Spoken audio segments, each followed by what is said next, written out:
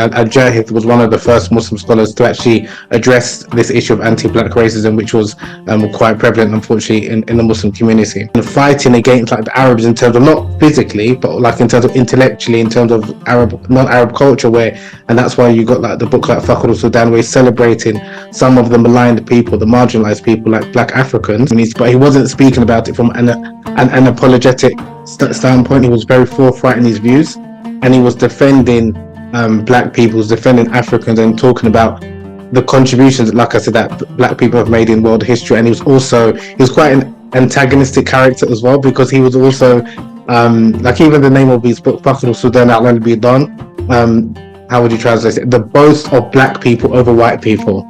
And some people translate it as the superiority of Black people over white people, or the glory of Black people over white people. But it's a very provocative title, and even there's some parts of the book is quite provocative, because he talks about how Black people are better than Arabs in different things in terms of their qualities, the beauty of Black women and things like that. Because, like I said, he was living in a period where although he was an intellectual, although he was a great scholar, and I think respected amongst his peers, he was still ridiculed for his appearance, maybe also due to him being obviously dark in complexion, as well as obviously having like bulging eyes.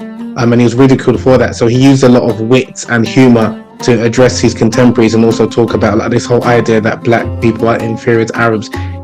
So he was a Mu'tazilite scholar, and they praised him for being a zoologist, or someone who was, they say, the forefather of evolution even before Charles Darwin. So that's what he's famous for in the Western world.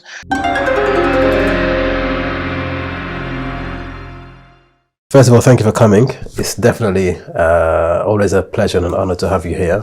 And the topic of Al-Jahiz, I know the last time we had a discussion such as this one here, we kind of mentioned him a bit, but we didn't get into too much detail. So it's an opportunity to actually introduce some of the audience and listeners to Al-Jahiz, his work, his ideas, his legacy, his career, but also to look at some of his social commentary, because he is a very fascinating figure in the classical time or ancient times that I find personally is often not mentioned, or there is very little mention of him in the public sphere. I first came across his name doing just general reading around the Abbasid era, the Golden Era, and also reading one of your books, Eliminating the Darkness. It's mentioned, I believe, in the footnotes.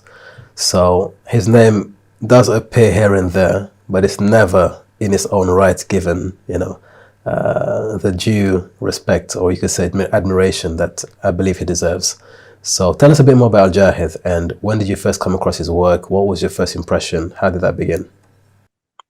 Yeah, so Bismillah ar-Rahman ar-Rahim. So Al-Jahiz, that's like his nickname. His full name is Abu Uthman Amr bin Bakr al-Kinani al-Basri.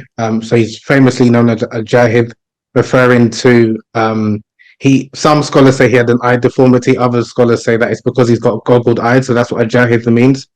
He was a wonderful, great scholar from Iraq, of African descent, of Abyssinian descent, and some scholars also said that he had some Arab ancestry as well. So he was like an Afro-Arab scholar from the 9th century. Now, I personally came across him whilst I was studying in Egypt. So when I was studying at Al-Azhar, there was a couple of references when we were studying Islamic history. They mentioned Al-Jahiz as part of the Mu'tazilite movement and some of his great works in relation to Arabic prose and literature. And then because I was familiar with his works because I came across a book written by Ibn al-Jawzi, wrote the famous book Tanwir al-Ghabash, Illuminating the Darkness, where he wrote about you could say the anti-black sentiment that was prevalent, unfortunately, in the Muslim community in 12th century Baghdad, where Ibn al-Jawzi was from. But then he also, when I was reading a review of that particular book, there was a reference to Al-Jahiz was one of the first Muslim scholars to actually address this issue of anti-black racism, which was quite prevalent, unfortunately, in the Muslim community. So I was quite familiar with him, but funny enough, similar to like what you've said, my introduction to Al-Jahiz was through his works in terms of speaking about addressing anti-black racism within the Muslim community. But whenever I would like Google him, or when I used to go to the library and try and find some of his works, oftentimes in the Western world, they speak about Al-Jahiz as being this great intellectual, this great thinker, and they praise him for being a zoologist, or someone who was, they say, the forefather of evolution even before Charles Darwin. So that's what he's famous for in the Western world. So even today, when a number of Muslims celebrate Al-Jahiz, they celebrate him as being a great literary writer who wrote, it's reported, over 200 works, some say 300. And they often concentrate on his book, Kitab al-Hayawan, which is a book about zoology, and another book which indicates some references to evolution. So again, in terms of his social commentary and his issues, and he's speaking about like anti-black racism, and even his satire, he had a lot of wit, as much as being a intellect and a religious scholar. He also had some humor as well, and which we'll talk about a little bit later. So I was really attracted to his works because he was a black scholar and he spoke about issues like black issues that I felt I could kind of relate to, and he was one of the first scholars, like I said, that really addressed it, and he inspired many of the later scholars, such as Ibn al-Jawzi and al-Suyuti, as others, to kind of speak about the contributions of black Muslims in Islamic history. So yeah, my introduction to him was initially by coming across Ibn al-Jawzi's work, and then not realizing that Ibn al-Jawzi wasn't the first. There was a great scholar called Al-Jahiz, we're going to talk about a bit more, who actually wrote about anti-black sentiment, unfortunately, within the Muslim community, but he wasn't speaking about it from an apologetic standpoint. He was very forthright in his views, and he was defending black people, defending Africans, and talking about the contributions, like I said, that black people have made in world history. And he was quite an antagonistic character as well, because he was also like, even the name of his book, Fakhr Sudan, al-Bidan, how would you translate it? The boast of black people over white people. And some people translated as a superiority of black people over white people, or the glory of black people over white people. But it's a very provocative title, and even there's some parts of the book is quite provocative, because he talks about how black people are better than Arabs in different things in terms of their qualities, the beauty of black women and things like that. Because, like I said, he was living in a period where although he was an intellectual, although he was a great scholar, and I think respected amongst his peers, he was still ridiculed for his appearance, maybe also due to him being obviously dark in complexion, as well as obviously having like bulging eyes, and he was ridiculed for that. So he used a lot of wit and humor to address his contemporaries, and also talk about like this whole idea that black people are inferior to Arabs. He definitely didn't subscribe to that. So yeah, I can speak about Al-Jahiz for hours, and again we'll speak a bit more about him, but again, my introduction to him was from the work of Ibn al. Yes, I think Al-Jahiz, as you mentioned, is very provocative. I wouldn't say provocative in the sense, because I agree, the title is provocative, but I believe he was responding to something that was provoking him. There were movements at the time in terms of cultural movements, the Persian movements, in terms of the cultural imposition, trying to kind of balance out the Arab influence over their language and culture. And I believe also that some of the books that were written, or some of the things written about concerning the Sunuj, that's a derogatory term, talking of sub-Saharan or certain tribes. So that book is effectively, the way I see it, is a get back, right? It's a get back book. And I don't believe he meant everything in the sense in which he put it forth, because it's a dramatic form, isn't it? It's not a literary book. He writes a play, effectively. So it's like a dramatized. But in that account, very fascinating, by the way, he gives historical instances, he gives sociological commentary, he gives certain, I'd even say, anthropologic arguments to back his claim that blacks are better. But again, I think one extreme is balanced by another extreme. So going up that far is because of perhaps what was written towards black people when he came across those books. He actually had to balance the scales. But I find that book an interesting book because it's very seldom mentioned. I don't think there are many English translations, are there? There is, I mean, funny enough, there is one translation that I've come across. So there's two. The first one is translated the superiority of the black race, or the superior black race, one of the two. And that was a book. It was translated by independent publishing, I believe, in 1981. When I was trying to purchase it, because I saw it online at the time when I came across Al-Jahiz's work, I think they were selling it for like about £2,000, and I was like, whoa, that's can't afford that. And then there was another translation by Jim Corvell. So Jim Corvell, he translated the Fakhr Sudan, and he also translated a number of other Al-Jahiz's book in a anthology called Sobriety and Mirth. And that's a book where, again, so people were interested in reading Fakhr Sudan, and there's other books as well that of Jahiz's book that's been translated into English in a book that was compiled and translated by Jim Corvell. But again, that's quite an academic book, and I actually came across it whilst I was visiting the School of Oriental and African Studies Library, the University of London, because they've got obviously a number of rare books. So, but in terms of like in main Muslim bookshops, it hasn't really been.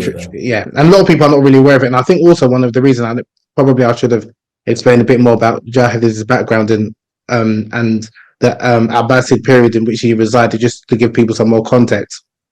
So he was a Mu'tazilite scholar. So he was a scholar who followed, and just for the benefit of people who are listening. So traditionally, we have four main schools of Muslim theology. You have the Traditionalist school, you have the school which is Ash'ari school, you have the Maturidi school, and then you have the Mu'tazilite school, which is also known as like the Rationalist school. And essentially that school is the approach that they took was they use more of the intellect as opposed to the transmitted sources. And when I mean the transmitted source, I'm mainly referring to the hadith in terms of interpreting or understanding the Quran. And the reason why it's important, because oftentimes the Mu'tazila are maligned by many Sunni Muslims, obviously nowadays, but people not really understanding the context in which they arose. Now, again, not to make this like a history lesson, even though this is a history channel, just by way of background. So obviously we have the era of the Prophet Muhammad sallallahu alaihi wasallam and the four rightly guided caliphs. That's the golden era. That is the real true golden era of Islam. Now we know obviously after Ali, may Allah be pleased with him, after he was assassinated, Muawiyah became, from a Sunni perspective, he became the ruler of or the leader of the Muslims, and the caliphate, the Umayyad caliphate started when Muawiyah became the leader, and then the Islamic city of the Islamic empire, whatever you want to call it, moved from Medina to Damascus in Syria. That lasted for a few decades, and then the Abbasid took over. And when the Abbasid took over, the city moved from Damascus in Syria to Baghdad in Iraq. Now, Baghdad in Iraq, and that was from like around 750 of the Common Era, the Christian era. Now, during that period, it's important to understand what differentiates the Umayyad period and the Abbasid period. Very, very high level, I'm speaking here. The Umayyads were very much about the Arabs, and Arab ethnocentrism was something that was quite prevalent amongst a number of the leaders and the people of the time, where they looked at as Islam was spreading and they were conquering different lands, they, instead of attributing that to Allah subhanahu wa ta'ala, a lot of them were attributing it to the Arabness. And this case of like this Arab superiority or supremacy started to develop, unfortunately, amongst some of the leaders and the peoples of that era. And then Abbasid was seen to be more of embrace non-Arabs, and that also helped overthrow the Umayyad, and that's why you had movements like the Shu'abiyya, which is like you say a social political movement which was celebrating the non-Arabs, particularly the Persians, over the Arabs. And similarly you have Al-Jahiz as well, who's also from the Abbasid period, again fighting against like the Arabs in terms of not physically, but like in terms of intellectually, in terms of non-Arab culture, and that's why you got like the book like Fakhr Sudan, where he's celebrating some of the maligned people, the marginalized people like Black Africans, and generally in that period, the two main ethnic groups you can say in Iraq were of Black people were the Habashis from East Africa, modern day Ethiopia, Eritrea, Somalia, and then you have the Zanj, or the Zanj, what's the plural? Zanj. And the Zanj, some scholars say it refers to sub-Saharan Africans or Bantu-speaking Africans or people of modern day Tanzania, that part of the world. So, and during the 9th century, around the era of when, so although, and I did mention in the beginning that Al-Jahiz was from Basra, he did travel to different parts of the Muslim world, but he mainly resided in Baghdad. And in Baghdad, that was where, like I said, not only was it the capital city of the Muslims, that is where it was like the intellectual hub. So when oftentimes a lot of Muslims talk about the Islamic golden age, they refer to this era because a lot of the great Muslim thinkers, a lot of the Islamic sciences really developed and formulated during this era. And one of the main reasons is because of this, one of the reasons for this was that a number of ancient Greek, Persian, and ancient Indian texts were translated into Arabic. And so you had a number of the scholars, they were coming across the works of Aristotle and other Greek theologians and philosophers. And you had a number of the Muslims at that time reading their translated works and also trying to understand, okay, how can we understand this within like an Islamic framework? And then you had, because obviously the ancient Greek approach, and also a number of Jewish and Christian people becoming Muslims as well.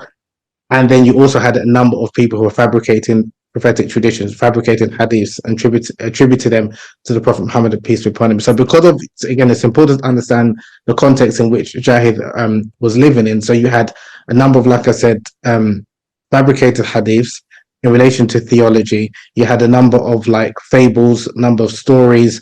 So his approach was more or less like, I'm not really similar to a lot of the Mu'tazila, like I can't really trust a lot of these sources. I'm going to really try and use my intellect to understand the sacred law, to understand a lot of type of issues, rather than just relying on like this particular hadith, because again, like I said, there was a number of hadiths that were unreliable or fabricated. So again, it's just, I think it's, whilst obviously I'm a Sunni Muslim, I think it's important that we understand where scholars such as Al-Jahiz and other like great Muslim philosophers like Ibn Sina and the like, where they were coming from, because I think oftentimes it's very easy for people to malign and say, how can they, reject the hadith? And it's not as straightforward as that, because obviously having a good opinion of these scholars, that many Sunni scholars also benefited from. So it's not as if like, we've got great scholars like Al-Jahiz and no one from the Muslim world like later on benefited. Many of the Muslim scholars, our great Sunni scholars, read his works and benefited from it. Again, in terms of his approach towards theology, they didn't really follow his stance, but a lot of his other works and his other contributions, because he was a master of many Islamic sciences, they benefited from him. But he doesn't get the credit that he deserves. And I think one of the reasons is because I think a lot of Muslims are probably worried that if they were to attribute like some of their ideas to Al-Jahiz, people will think that you're advocating for Mu'tazila. I think that's one of the reasons why a lot of his works isn't outwardly acknowledged, to be honest with you. But you do find, like even in Imam As-Suyuti's work, and he's a scholar from Egypt from the 15th century, he references Al-Jahiz, and some other later scholars like Ibn Taymiyyah reference Al-Jahiz, but not necessarily by name. So again, I understand the reason why, if in terms of maybe they didn't want to, in a sense, appear to advocate for a Mu'tazilite, but the same way Muslims benefited from ancient Greeks, like Aristotle and the like, the same way Muslims benefited from ancient Indians. Also, there was Sunni Muslim scholars who benefited from Mu'tazilite scholars and Shia scholars as well, which again might be controversial to say, but that's just reality. And I think because there were a lot of the scholars of the classical era, they respected scholarship, they respected intellectual arguments. And one of the things I think is lost with many of Muslims nowadays is we hold on to like a particular movement or group and think that all truth or all knowledge just has to come from people within our group, when I don't think that was the approach of many of the scholars of the past. And a number of the scholars would refer to a hadith. I know there's some debate in terms of its authenticity, where the Prophet, peace be upon him, is reported to have said that seek knowledge, and knowledge is the lost property of the believer, so take it wherever you find it. So this idea that as Muslims, and there's a saying, there's not a hadith that seek knowledge even if it's as far as China, meaning that, as one nowadays we might say Timbuktu, they say, but the whole idea is that you shouldn't be afraid to seek knowledge and to learn, because you never know, the truth can come from anyone's tongue. And that's something, and because maybe there might be some ideas or beliefs of a particular individual that you might disagree with, it doesn't mean they haven't got other things that you can benefit from. And I think that was what Baghdad was like. And it's important, again, for people to really understand and appreciate that, because even when we look at our fiqh tradition, our legal tradition, you see the difference between scholars who lived in like Baghdad, which was a metropolitan society with people of different religions as well. You had Muslims, you had Christians, you had Jews, you had Zoroastrians, and then you compare that to the culture in Medina with Imam Malik, which was, you could say, very majority Muslim, if not 99% Muslim. So even the fiqh that came out of it was very different to like the fiqh of Imam Abu Hanifa. And because again, they are receiving many new issues, and then even their approach of the scholars of that period was sometimes to hypothesize that, okay, if this were to happen, what would be your ruling? And that approach is something very different from what Imam Malik, because it was like, unless something has happened, I'll give a legal ruling. Other than that, I don't like this speculation. So again, just wanted to give that some of a background so people can understand the environment that Al-Jahiz arose from. And again, this was very, it was this cultural exchange or this intellectual exchange from people that followed different interpretations. Because again, I think all of the scholars, whether they were traditionalists, whether they were Ash'aris, Maturidis, Mu'tazila, they all wanted to seek the pleasure of Allah subhanahu wa ta'ala, but they had different interpretations in terms of what they believed was the soundest approach. And again, so that's why I think it's important that people understand that, and we don't have to get bogged down into like the theological debates that unfortunately many Muslims, young Muslims, kind of get caught up into nowadays. But that aside, Al-Jahiz was a curious mind, and that's something that I think was quite brilliant about him. He wasn't afraid to challenge the status quo. He wasn't afraid to, well, modern day people now would say, speak truth to power, so to speak, because he would, if he saw something or he didn't think something was correct, he would talk about it, or he would try to address it in his own way. And a lot of times he would use reasoning.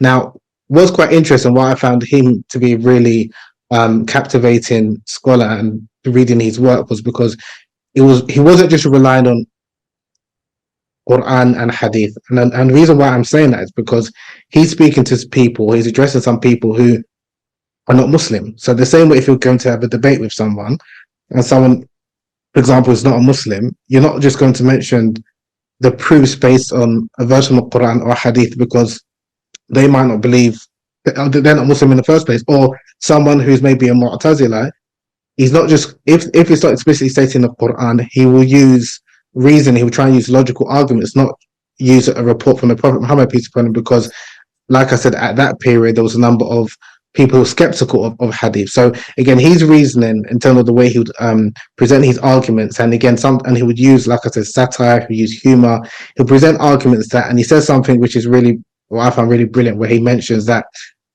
for teachers of ethical teachers, or if you're teaching like ethics or morals, you should use a bit of humor with your education.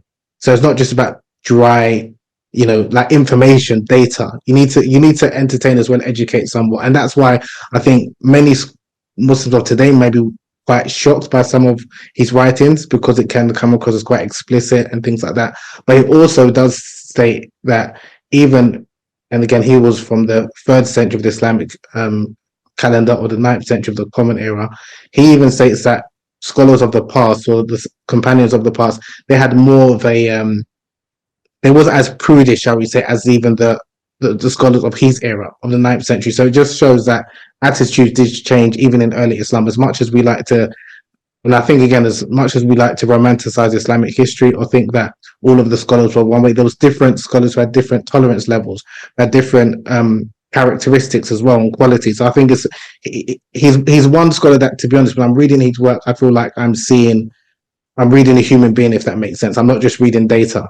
Whereas a number of scholars, to be fair, it's like, and they're mainly following the traditionalist school, they're just quoting a Quranic verse, Hadith, and then maybe giving an opinion of this scholar said this, scholar said that. Whereas he was adding his own little spice, or his little sauce, to be honest, to his treatise, which you can read, and it was a colourful read, like I said. So that's why, for me, I'm just surprised maybe that, why his work isn't widely known amongst Muslims. But then again, I think it's because I think Muslims are worried by the Mu'tazilite background. And that's where I think, okay, maybe if someone is relatively young, fair enough, because you want to sort of ground them in their Islam and in their Aqidah, so to speak. But I think for people who are adults and have got a mature mind, I don't think there's anything wrong with educating them about great scholars who had different approaches in terms of teaching Islam.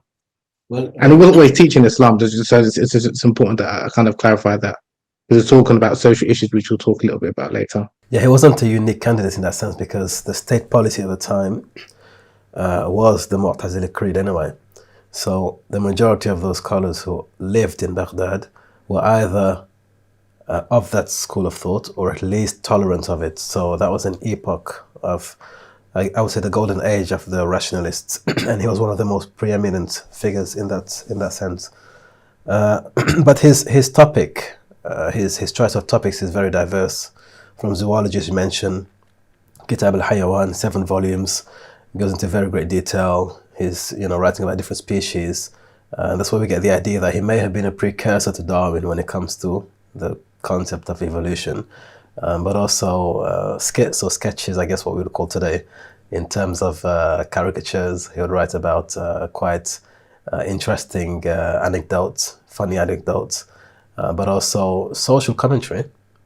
Fakhr Sudan, al-Bidan is an interesting book for many reasons. But I think, contrary to what you've said, which I don't disagree with, but I think another reason why his works are not highlighted is because there is an unease.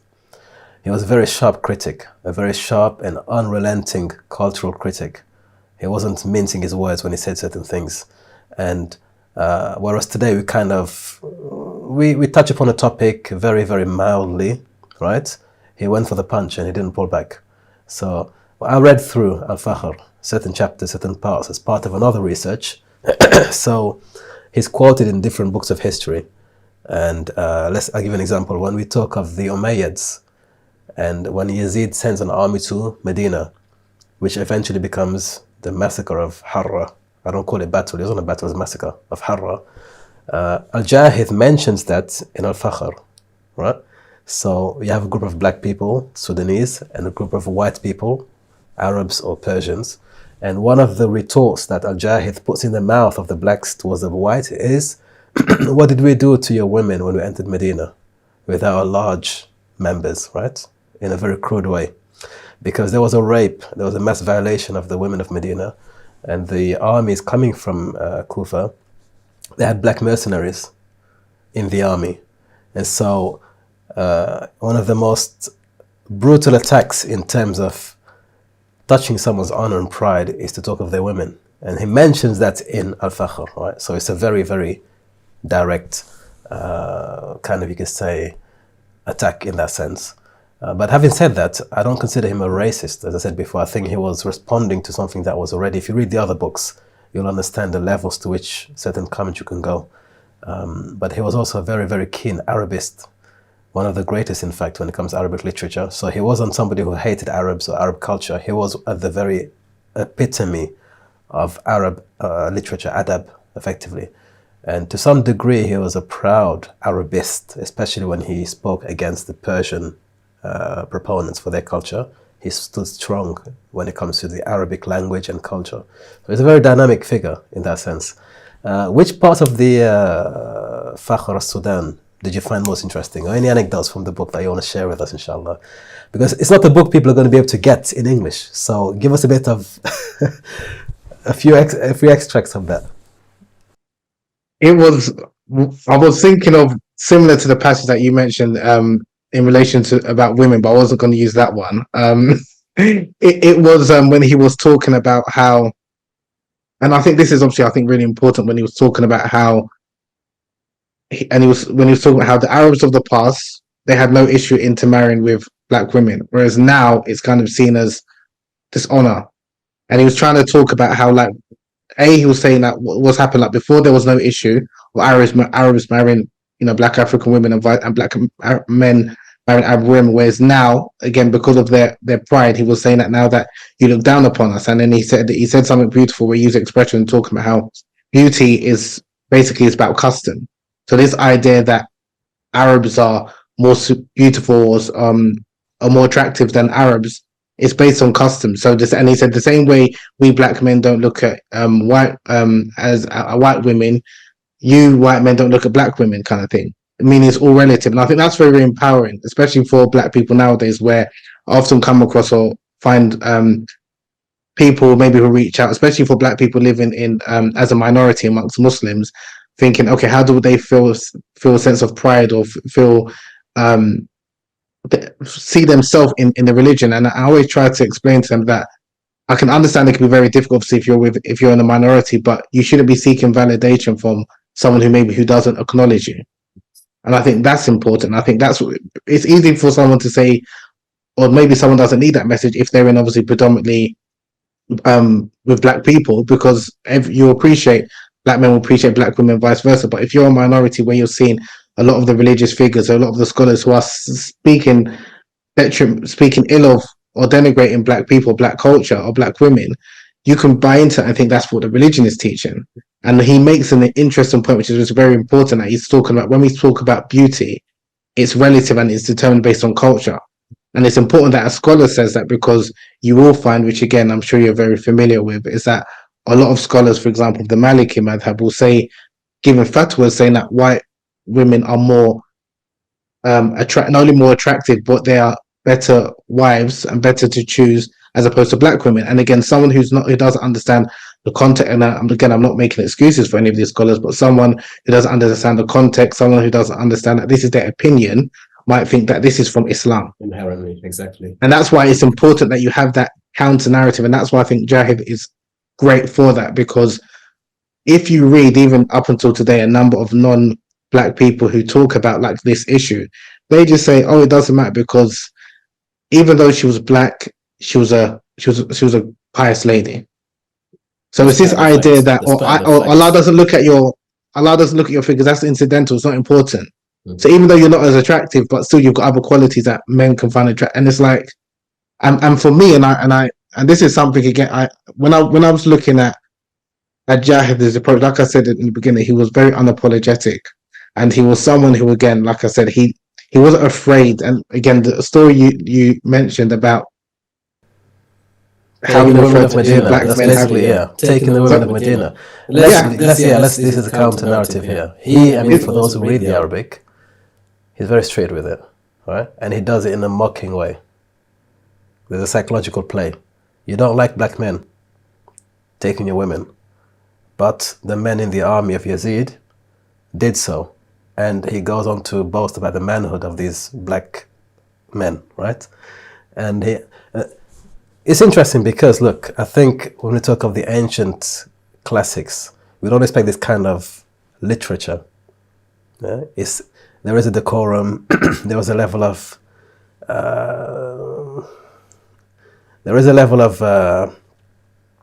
how'd you say it?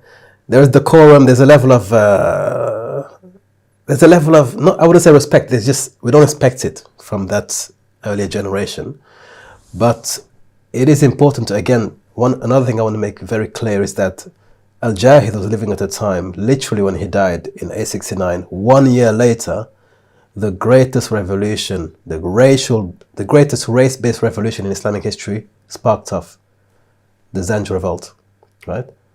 And it sparked off in the same region. So it wasn't coincidental that he's writing about these topics in such a way, as I said, one extreme invites another extreme. And then the year he dies, you have the greatest, the most bloody revolution, the Zanj revolt, the revolt of the blacks, effectively, in Abbasid Baghdad. And many people lost their lives. So he wasn't writing in a vacuum, effectively. And if you look at the way, he goes to very, I wouldn't say extreme, but he goes to lengths to empower those around him who were looked down upon by talking of you could say, the advantage of being a Black person. Something that I believe in modern settings people consider dangerous or threatening, right? Which is one of the reasons why it may not be a popular topic, but I think it's an essential read. We need to read this because in the same way, somebody who is not Black may read that and feel offended or feel uneasy. Imagine being a Black person and reading the works of various non-Black scholars saying pretty much worse than that, but they mean it. In this sense, he's a bit of a satirist, right? It's satirical. It's not literally what is happening. He's using satire. But reading books of fiqh, for example, and when they actually mean it, I want you to imagine how that feels on the other side. So this book is an essential book to have in terms of we need it in our catalogue of literature, because without of it, the extreme that goes this way is not balanced, it's not counted. So, and there are many other things. He talks of some of the what you'd call today in modern terms a bit of token cliches. Blacks are better at dancing, blacks have better rhythm, better voices, but also he says they're more eloquent. Yeah. So he talks of the eloquence of black people, the patience of black people. So I think it is a book that should be put on the scales when we talk of the wider narrative, because without it, again, I think the scales are a bit light on this side. No, I agree with you entirely. I think one of the things that I found from listening to non-black people who talk about that book, they will either say that it's just a book of satire, he doesn't mean that, or they will say, or they won't really talk about what he was getting at. And I just and what I find troubling is that, or not even troubling, right? Troubling, but I think this is where I think it's even more important. Not only the book itself, but the people that are teaching it do justice to where he was coming from. And I'm not saying only black people can teach it, but I think they can relate to where he was coming from. But I've read so many academics, intellectuals who've written reviews speaking, and they just talk about it from a sense of, oh, we're just talking about anti-black racism, and not connecting, like what you mentioned about the year that he died, you had the same year the Zanj Revolts. It's not a coincidence. It's not a coincidence at all. Like you said, it's not a coincidence. Now, again, I think for whatever reason, a number of non-black intellectuals, academics, teachers aren't able to connect those two dots. Like, I just find it really bizarre, honestly. And the people that I find claiming it, interestingly enough, are Pan-Africanist non-Muslims. And that's where it gets a bit complicated. Exactly. Yeah. So this is, sorry. So it gets a bit complicated because I've seen some translations. I don't count most of the translations, by the way. I've seen some translations that are written by people of that perspective who are not Muslim, but they have a pro-black is not a bad thing, right? But in that context, it is not a good thing either, in the extreme sense, right? And they will use Al-Jahiz as ammunition, intellectual ammunition. And at that point, I would say we need to step back a bit here, because now it can be a bit dangerous. Yeah? He does utilize comedy, satire, humor as a softening agent, something very difficult to discuss. He uses satire and humor. And it is quite funny, actually. I mean, I wish we had time to go into it. The way he sets up the scene of black people here, white people there, they're hurling insults towards the blacks, they're hurling insults back, and then it gets historical at one point, it gets social at one point. It's a fascinating work.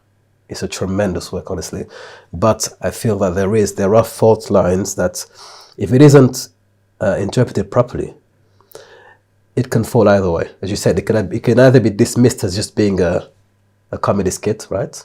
He didn't mean anything. In fact, there is a tendency to make it a satire against black people, in that he wrote this not to empower blacks, but it's almost like seeing somebody who's disabled in some sense. You make fun of the disability, as in, oh, he's faster than somebody who can run, but in a way it's almost denigrating them, because you're poking fun even more at what they have as a disadvantage. So that's one perspective. But at the same time, you can take it ultra-literalistically, to be literal with it, and that goes a completely different direction. So the balance is in between, where you can see both.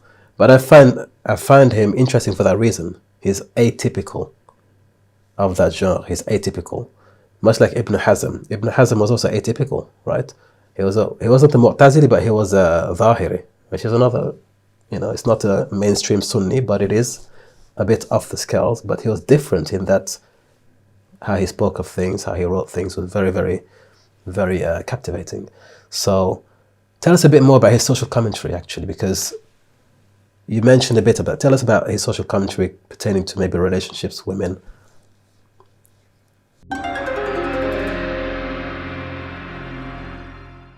A female slave can become the legitimate sexual partner of a man, once he owns her. Now because of this, you had some men who had like literally hundreds, if not thousands, of female slaves or female concubines that they can have relations with. Now, of course, we know in Islamic law, obviously, a man is only allowed to have up to 4 wives, but in terms of concubines, it's unlimited. Now, And during the period of the Abbasid period, it wasn't like the period of the Prophet Muhammad, peace be upon him, or the four rightly guided caliphs, where there wasn't like this ridiculous supply of like enslaved people. So we're now in a new stratosphere altogether.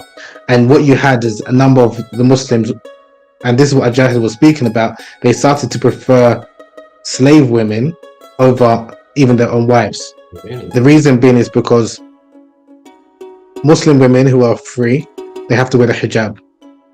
So you cover their body, cover their hair.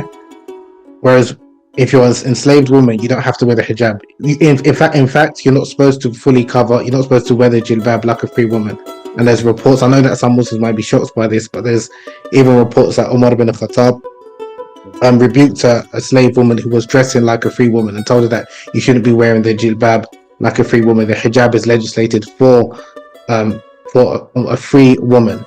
And again, I know Muslims again might be shocked by this because we have this idea, or many people have this idea, that all of the women, even non-Muslim women, were fully covered. That was not the case. So you had in Medina a great scholar called Abdul Malik ibn Habeeb, who was a 9th century scholar, an Andalusian scholar, who wrote a book called Adab al-Nisa. He spoke about when he went to Medina, and he was just around the period of Al-Jahiz as well. He spoke about when he went to Medina, he was shocked at the amount of beautiful women who wasn't even covered, like in terms of they were bare-chested. And he spoke about this in the 9th century. Similarly, you had Imam Malik prior to him, he spoke about, and he was troubled, although he knew that it wasn't required by Islamic law for the women to cover their chests. He just asked the governor to try and make it, like, enforce when you it. say chest, what does that mean? Their breasts, yeah, they were bare-chested, so their hair was out because they wasn't required. Cleavage and stuff like that. Yeah, not the cleavage, the breast was out. So it's important that people understand this, because. And sorry, brother, we need to stop here. Let's stop here. You mean to tell me that in the 9th century, in Medina, not London, not Paris, there were women who had hair out and you could see the breasts effectively in Medina? Is that what we're saying here? And Islamically speaking, the law does not require for them to cover that up because they're not Muslim? Am I misunderstanding what you've said, or is that? No, the law doesn't require to cover them up. Even the Muslims